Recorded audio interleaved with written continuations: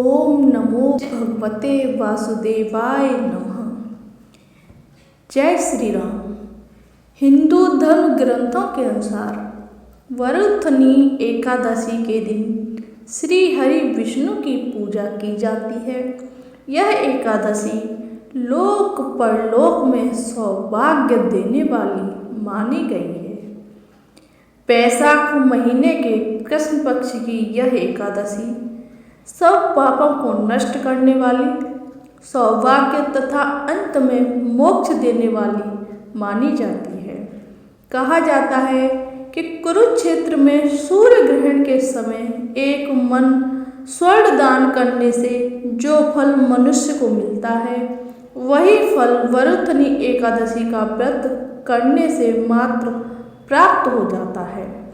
यदि कोई अभागिनी स्त्री इस व्रत को करे तो उसको सौभाग्य मिलता है। यह एकादशी 10,000 वर्ष तक तप करने के बराबर फल देती है। इस व्रत का फल अन्न दान तथा कन्यादान करने के बराबर प्राप्त होता है। इस दिन खरबूजा का दान करना सबसे अधिक फलदायी माना गया है।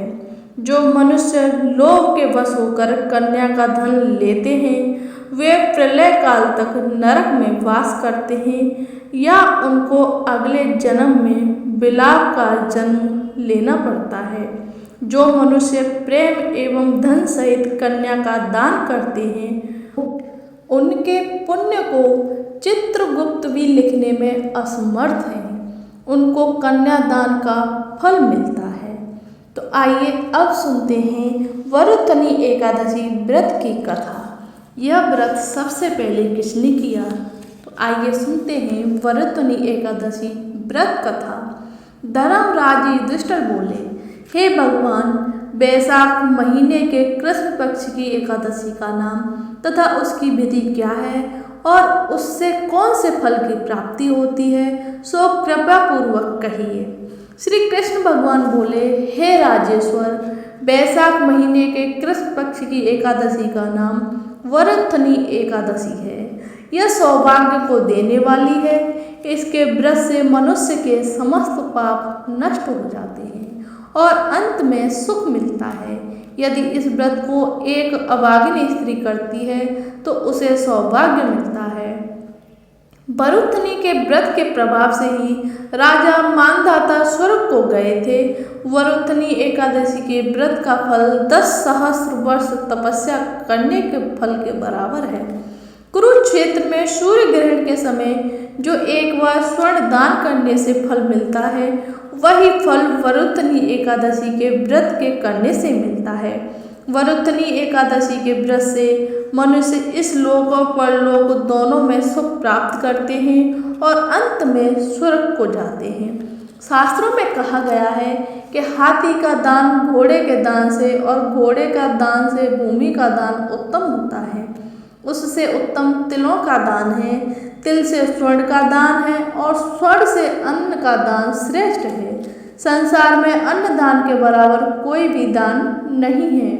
अन्न दान से पितृ, देवता, मनुष्य आदि सब तृप्त हो जाते हैं। शास्त्रों में अन्नदान कन्यादान के बराबर माना गया है।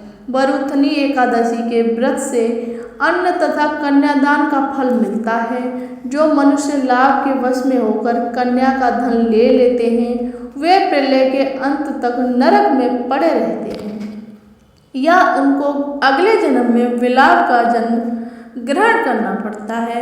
जो मनुष्य प्रेम से एवं धन सहित कन्यादान करते हैं, उनके पुण्य को चित्रगुप्त भी लिखने में असमर्थ हो जाते हैं। जो मनुष्य इस वरुथनी एकादशी का व्रत करते हैं, उनको कन्यादान का फल मिलता है।